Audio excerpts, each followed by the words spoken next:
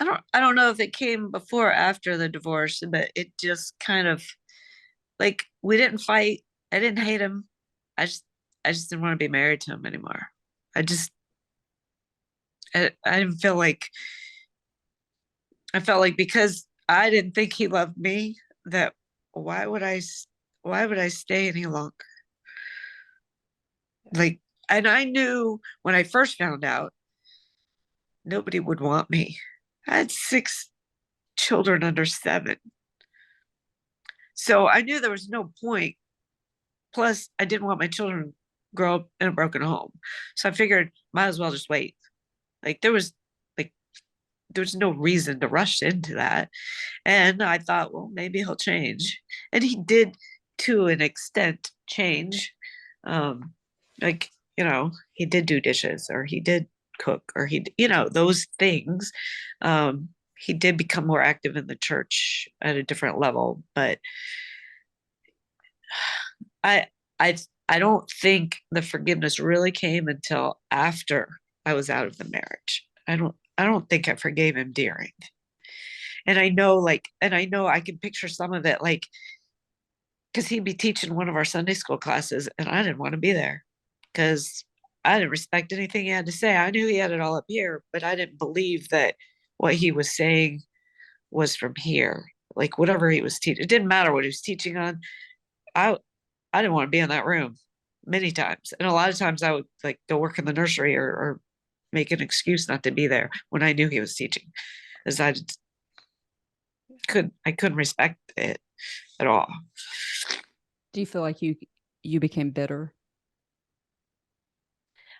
I don't know that bitter was the word. I was just over it. Like all these people thought he was this great person. And I worked really hard to make everybody believe that as well, that everything was fine.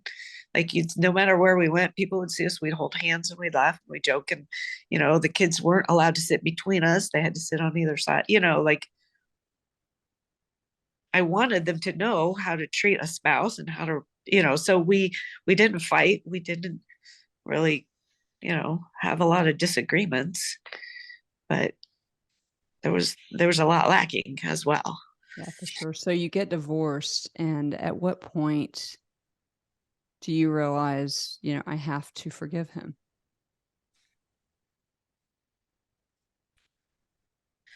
But I don't know if it was just like a pinpointed moment or if it was just that he he kept showing up and kept helping. Like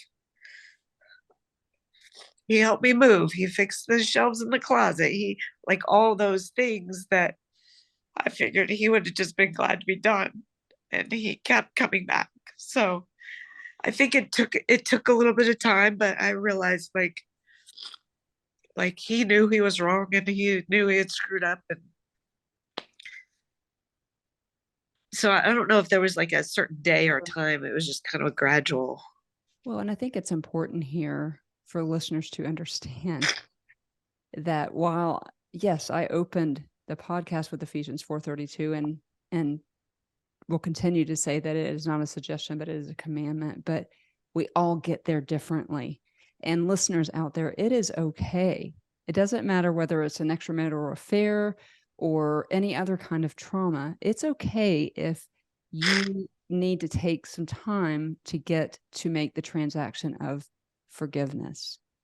And Jeff, I'm wondering what you're feeling right now. Like I'm looking at you in the Zoom meeting and, you probably feel a little ganged up against at the moment. And I really hope you don't, but she's still in pain, which means she still cares and she still loves you.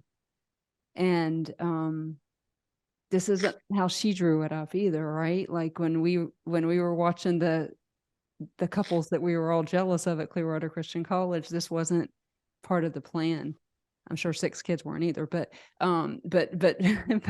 but this was not part of the plan. And so she clearly got to a point where she forgave you and is forgiving you and probably is having, I think that sometimes we have to forgive over and over again because the pain comes back and Satan really will bring that to us. And so what does it feel like, Jeff, to be given, even though the marriage has not been restored? What does it feel like for the love of your life to forgive you?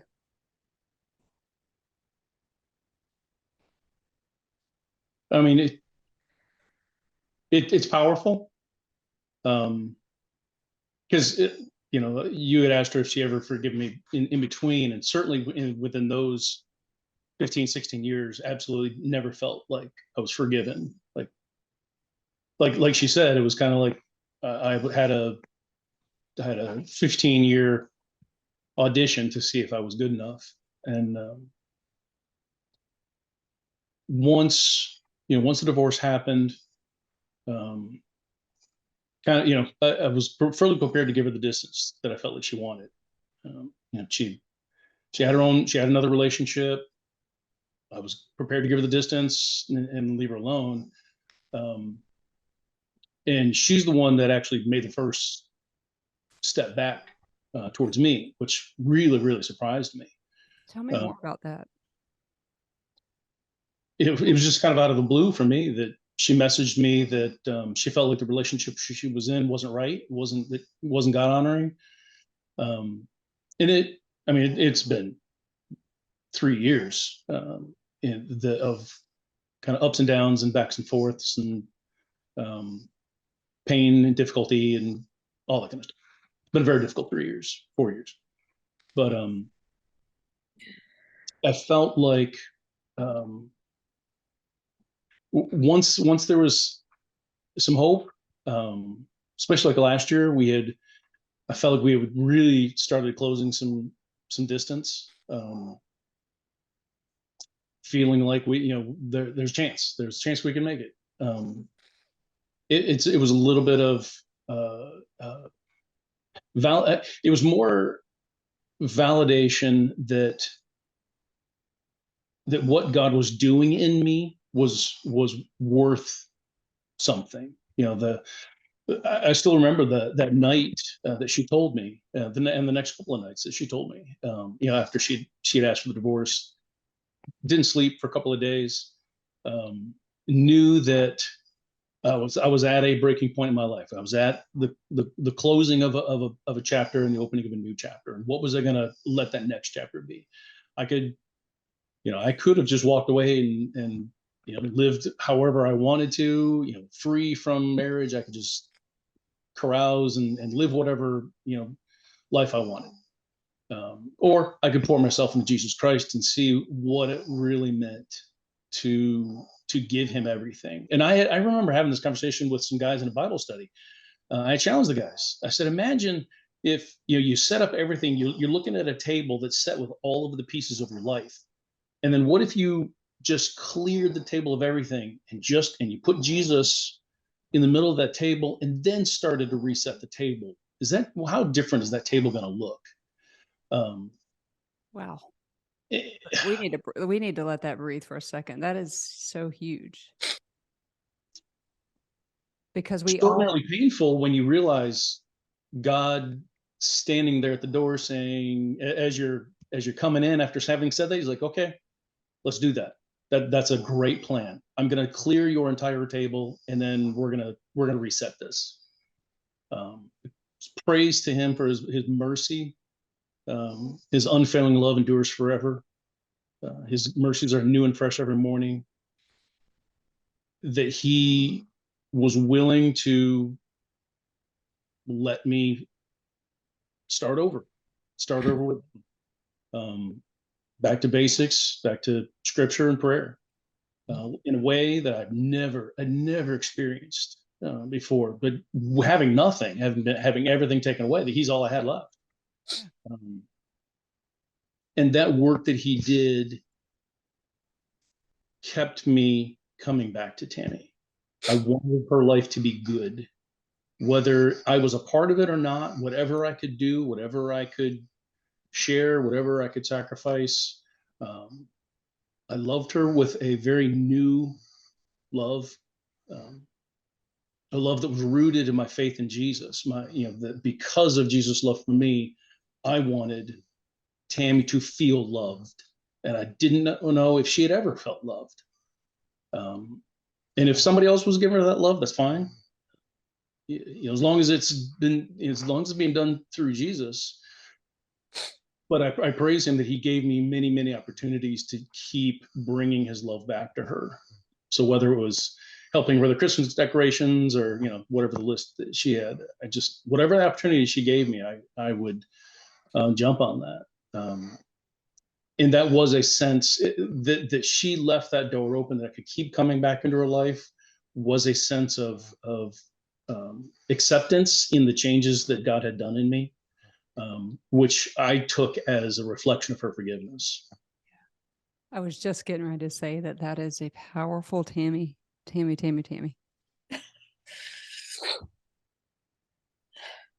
Powerful fruit of your forgiveness. Because yeah, Jeff was and is seeking his own relationship with Jesus, but if you would have frankly treated him like you wanted to, he probably would have turned from God completely. Because why? Like he said, he could live it up, right? He could be with whoever he wanted to be as much as he wanted to be, all of the things, but your micro decisions to forgive him pointed him to the one who forgave us, the one who, I think of the soil on Golgotha and how the earth was changed by that blood to cover Jeff's sin, my sin, your sin. And I tell people all the time, Hitler's sin, because the Bible tells us that we are to forgive because we ourselves are forgiven. And so, Tammy, what an inspiration you are going to be. And you are, and you make me laugh on Facebook, but that's a whole nother side. That's a side note. The fact that you're not bitter, and I bring that up because I'm not telling my 2,500 people to follow you or anything, but what I am saying is that your presence on Facebook is so hilarious. Like sometimes she'll post these memes. I'm like, okay, I know this is funny because it's Tammy. I'm tired. It might be the first one I saw in the morning, but the joy of the Lord is your strength. The joy of the Lord is so evident, and people that are watching this on YouTube are seeing it on your face. And so I am so grateful to a God that gave you, you're like, you show my face, I'm gonna put it over there. I'm so grateful that God gave you the ability to forgive. And I will always say that I believe that our ability to forgive these things is itself a fruit of forgiveness. And while we're talking about Jeff and his indiscretion, we know that you weren't perfect in the marriage and that he had to forgive you for some things. And so, Jeff, could you tell us a little bit about that? Like, obviously, you made a mistake, but we're human beings and we all fail. Yeah. What is your journey of forgiving Tammy of things that hurt you? We've talked about some things that hurt her. What's your journey been like of things that hurt you to forgive her? Again, prior to the divorce, I very much knew that she didn't love me anymore. It was really obvious. It's been a couple of years. So she hadn't told me she loved me in a couple of years. So I knew that was kind of, the things she did in a wifely kind of a way, regardless of what category it'd be in, was really out of a sense of duty. Certainly not a sense of love from me. Loved her kids, passionately loved her kids, but never felt like I was really particularly high on the list. After the divorce, just the nature of the experience, there was numerous ways that she hurt me very deeply. But throughout, how dare I? How could I be that kind of a person that would do something so grievous, so traitorous, vile, and not forgive, knowing everything that Jesus Christ forgave me of? not just the eternity from sin, he died on the cross and his blood, saved me, but also just foolish stuff, decades of foolishness and stupidity. And he was forgiving and gracious and merciful and patient and long suffering and forbearing. And I reflect often from the Old Testament. People think of the God of the Old Testament as this mean, angry, smiting God. But when you look at it, he spent 1,000 years with the nation of Israel, patiently trying to woo them back to himself, warning them, sending chastisements to bring them back, to bring them to repentance, to forgive them of their sin every single time. Some of the kings did unspeakable things. Yet when God judged them, they would cry out in mercy and he would forgive them and he would restore them over and over again, even to the very end. Practically, as Jerusalem is burning in flames, God is still sending a message to Zedekiah through Jeremiah that if you will just submit, I will spare your family. And Zedekiah still wouldn't do it. So I felt like, regardless of what Tammy did, lie to me or whatever, whatever hurt that I was feeling, was nothing compared to what I'd done to her.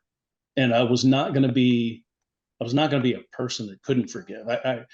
I'd become a person that couldn't believe what I had done, like couldn't conscience what I'd done. I wouldn't have forgiven myself what I had done.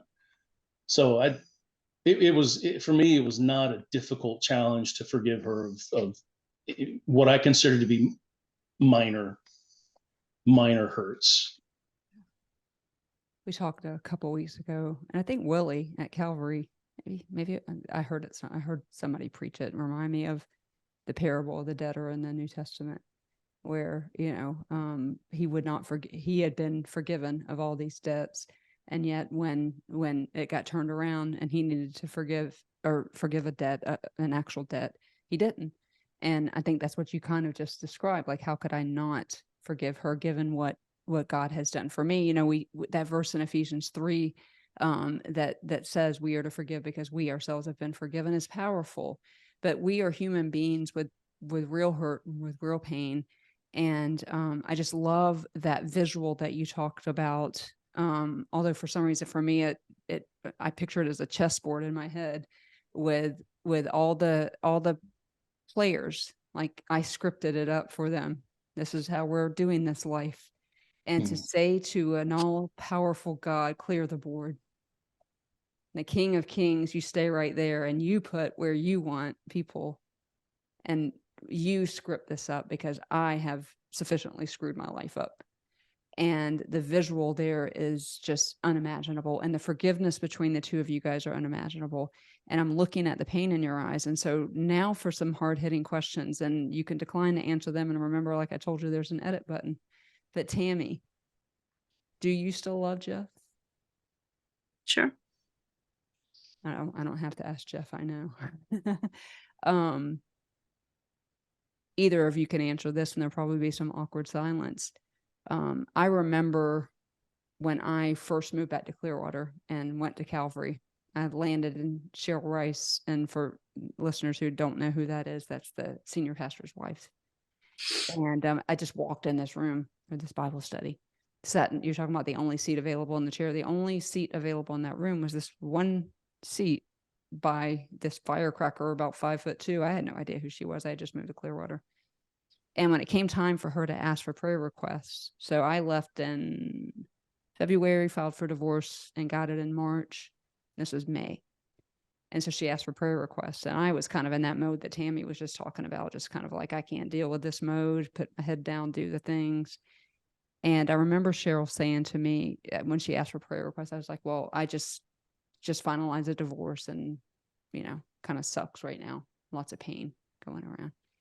And I'll never forget when she prayed, she said that one of God's favorite works is reconciliation. And for a long time, that served to indict me because I was like, I can't reconcile with this person. And so unless there's a miracle, then it's dangerous for me to reconcile with this person. But do either of you see a reconciliation in your future?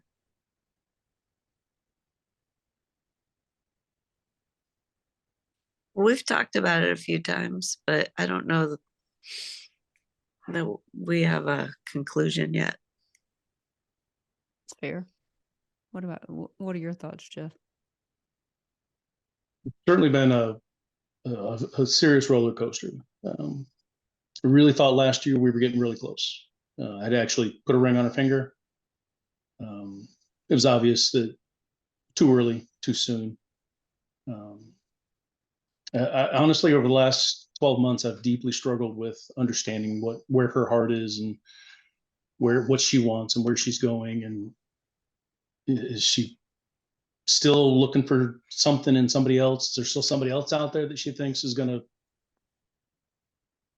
meet her needs and fill those gaps. I just don't know. I would love to. I would marry her tonight if we found a pastor that would marry us. I would marry her tonight.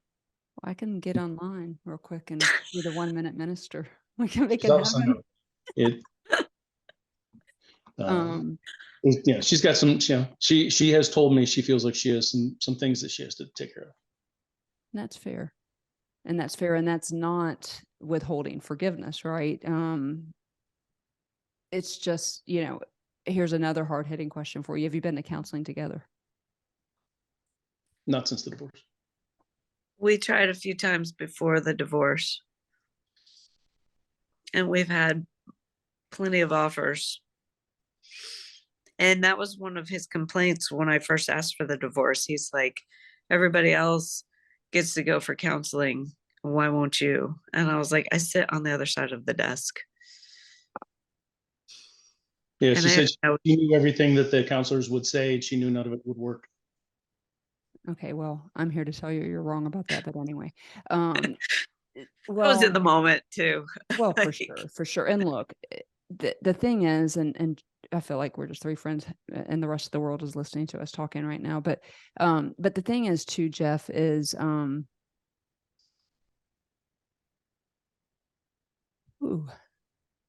I can see where Tammy would be go, come,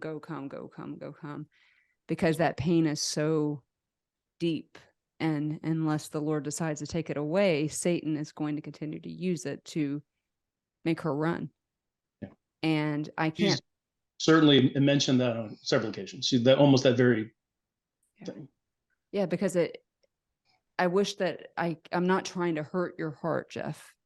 But I wish, and there are listeners, women out there under the sound of my voice who know, yes, somebody understands that inexplicable pain, and you've owned it. Like, you've called it reprehensible. You've called it a bunch of words I never would have put on your mistake. You're a human being bought by the same blood that I am. And so it is my prayer that you guys keep fighting for the vows that you made in 1995. Even though they've been broken and shattered and all of those things, we serve a God who puts things back together. We serve a God who makes all things new. We serve a God who will redeem all the years the locusts have stolen. And it is my prayer that you guys would find reconciliation, and the power that could be in the two of you together, mentoring young couples, mentoring people who have been through the same thing. Tammy, I pray, and I'm adding it to my war room wall every day, that you can find your way past that wall of, I can't, because I tell people all the time, they ask me why I don't date and if I ever think I'll get married again. And my answer is always, another divorce will kill me. It will literally kill me. That pain will literally take me off of this planet. And so I dated a guy last summer, I think, for like 6 weeks. And Jeff, it was getting serious. And when I would be going to sleep at night thinking about him proposing, all of that pain would come rushing back in, and I would feel like a building was on my chest. It was like, I can't put myself out there like that again. But I know that one day that will change. And my prayer is that one day, 4 years seems like a long time, but it's not a long time when it comes to healing, especially if somebody thinks that they're sitting on the other side of the desk and they don't need to go to counseling. But nobody on this podcast is like that at all. Well, I've been individually I'm since. just Let's kidding with leave that there. yeah, well, yes, she is a, doctors are the worst patients, counselors are, 100%. yeah, 1,000%. Yes. But it is my prayer because both of you have found your way to forgive each other. Jeff, I think, and it is my prayer for you that you can find a way to forgive yourself, because you actually made the comment, I wouldn't forgive myself. And you need to know that that discretion is as far, and Tammy, you need to hear me too, but from God's eyes, that indiscretion is as far as the east is from the west. Forgiveness doesn't mean that we walk back into the same situation where we're going to get hurt again. But what I do think forgiveness means is if somebody is showing you who they are, let's believe them. And there are not very many men out there who will own what they did and who will pursue you like he is pursuing you. And so now I'm just being your older, annoying little sister. It is my prayer that the fruit of both of your forgiveness will be reconciliation, and that your children will tell this story to their children and their children and their children. And that we will see beautiful, I've got chills even thinking about it, redemption of this story. Because what I see in my head is the power couple walking around Clearwater Christian College, that those of us who didn't date, who, like I said, got better with age, looked at and was like, I want that. And I want both of you guys to know you had that. You had that at one point where people were looking at you going, I want to be like them. If I get married, I want it to be somebody like Tammy. I want it to be somebody like Jeff. There's so much good here. You both love Jesus. You've both have been so transparent here with us tonight. And so I want those of you on the other side of this to know that this is real. This is about as real as it gets. I didn't know a good majority of this. And I have been fighting back tears during this entire interview, not just because these are my friends who I went to college with, but because Satan has gotten his teeth in this relationship and he wants to win. And I'll be damned if I will not pray against it, because the way the Lord ordered it was forever. And if we all got our lives completely upside down and never got another chance for everything that we did, man, life would suck. But I understand that this is a big thing, and both of you have things to forgive. I'm sure putting a ring on her finger and then having that hope taken from you was painful and needed to be forgiven.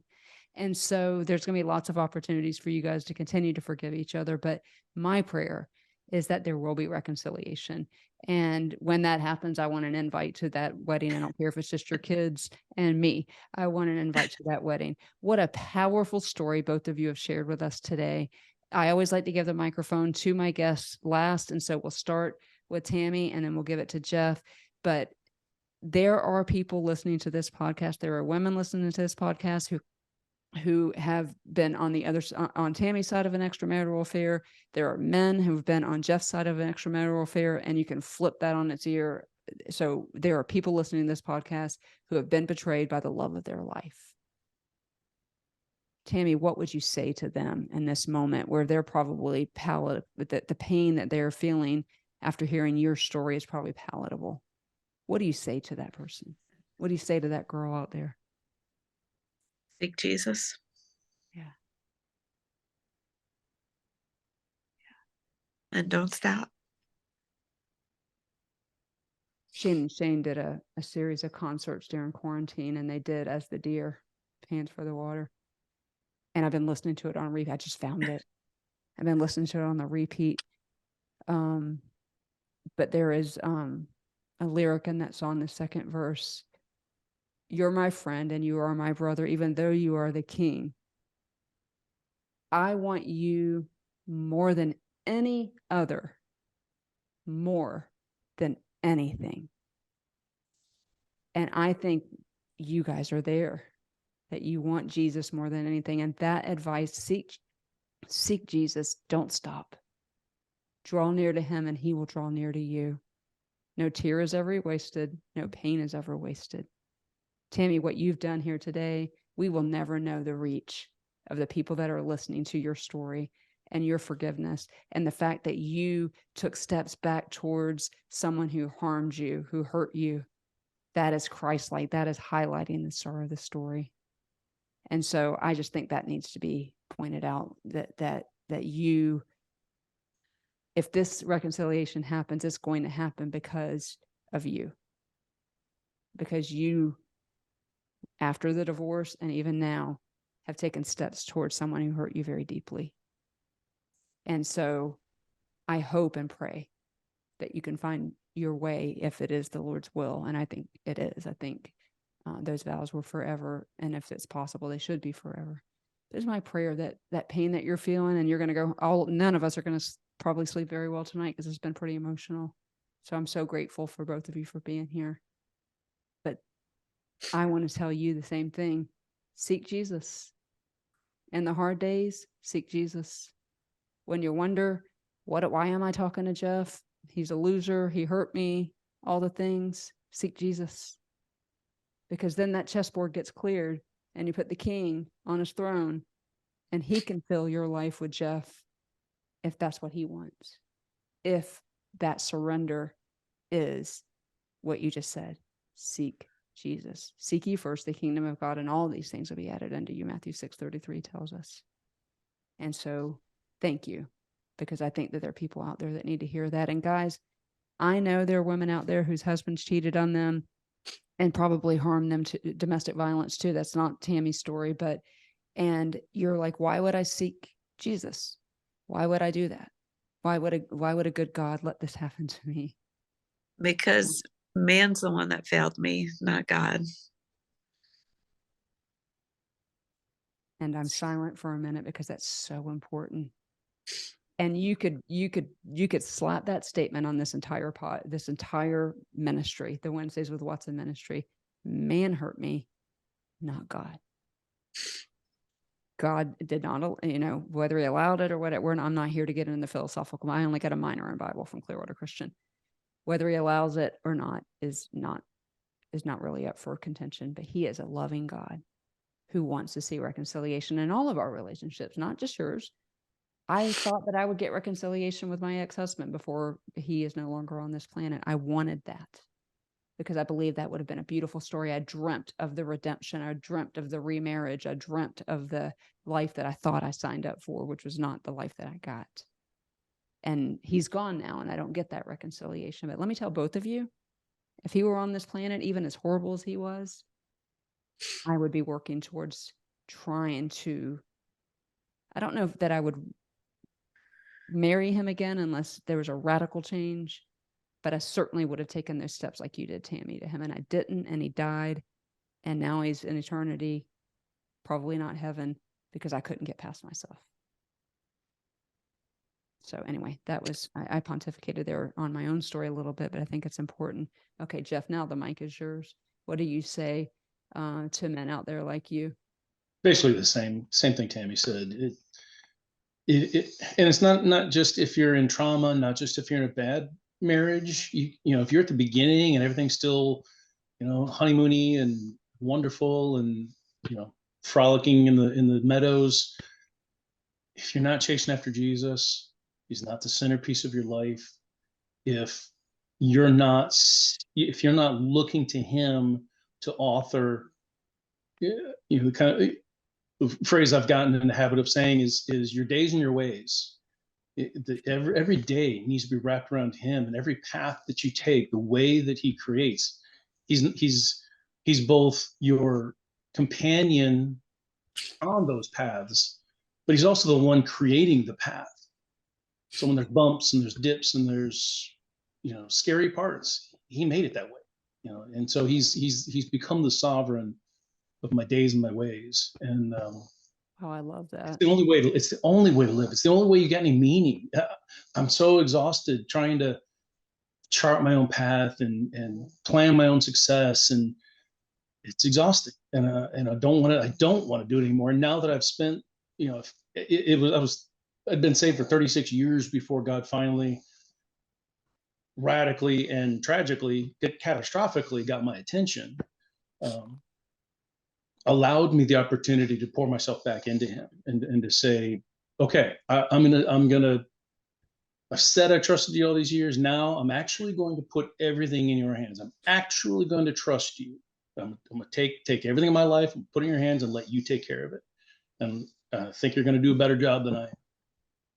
And then he crafts purpose and he crafts meaning and he makes things make sense. And it's just a much better way to live, a more authentic way to live. So like, if you're in the midst of it, if you're getting beaten down by whatever, if life's beating you down, if you feel like you deserve something, like you're owed something that you're not getting, talk to Jesus. Yeah.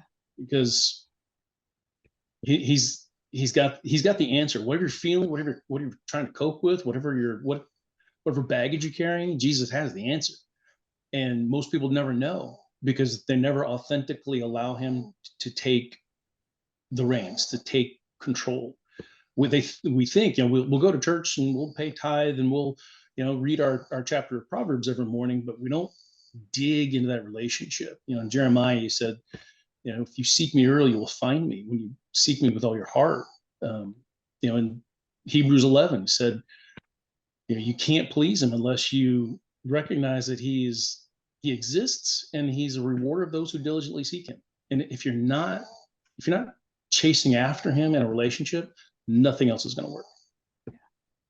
I love that. And it's a great way for me to say what I've been saying I didn't do this originally when I started the podcast. But if you want to know this Jesus that we're talking about, this podcast is listened to all over the world, except for that rogue continent, Antarctica. Can't find a listener there. If you don't know who Jesus is, during Missions Month, I think they said there was something like 4,900 what they call unreached people groups who don't know about the star of the story, that don't know about this Jesus that we're talking about. If you happened on this podcast and you don't know who we're talking about, or you want to know him more, or you want to know how to get this peace that passes all understanding, hit that contact Amy button. And if Jeff and Tammy will allow me, I'll put their contact information, email address. We would love to lead you to the star of the story, because he is the only way that we get through these pains, whether they're self-inflicted or we inflict them on other people. Jesus is the only way. He is the star of the story. And so I want to thank both of you guys for being here today. I know this was not easy. And I am desperately praying that you guys will continue to seek after Jesus. And I know in seeking after Jesus, his will be perfected in you, because he tells us that he will perfect all that concerns us. And commit your ways unto him, trust also in him, and he will bring it to pass. And so I don't know what's in your future, but I do know that I am so grateful that from this pain, from these ashes, that both of you guys land at Jesus is the only answer. And so thank you for being here today. Thank you for the beautiful way that you shared your story. Thank you for the transparent way that you shared your story. I know it's going to be so helpful to so many people. And again, listeners out there, if you want to know the star of the story, you can contact us in any number of ways. And so Tammy and Jeff, thank you again for being here today. I'm going to close this like I close everything. And Tammy, you get it for the second time. But you are seen, you are known, you are heard, you are loved, you love each other, don't forget, and you are valued, and you matter, and you're worth fighting for. Your marriage is worth fighting for. Your relationship is worth fighting for. And most of all, the completed work of Jesus on the cross and that message is worth fighting for. It's worth getting behind microphones and keyboards and doing the thing. And so thank you guys for being here today. My pleasure. And thank you again for your support, both of you, monthly on the podcast. And so with that being said, guys, we will be back in 2 weeks with another story of forgiveness. January is going to be on this subject. We have another interview coming up in 2 weeks. And so thank you for your time here today. If you're not following us, please do that. You can hit that contact Amy button. Instagram is where all the fun stuff happens. And all of my contact information is right there. We also are continuing to raise money for people who cannot afford counseling. And so if you are so inclined, there is several ways that you can donate, again, under that contact Amy button. We're very proud to have awarded quite a few scholarships in 2022 for people who cannot afford counseling. And so We will be back here in 2 weeks. And until then, even though I already declared it over Jeff and Tammy, I'm going to declare it over you, my listeners. You are seen, you are known, you are heard, you are loved, and you are so, so valued. And we will see you back here in 2 weeks in the Healing Zone. Take care, guys. Here I am, you can see that I'm nowhere near where I want to be, but you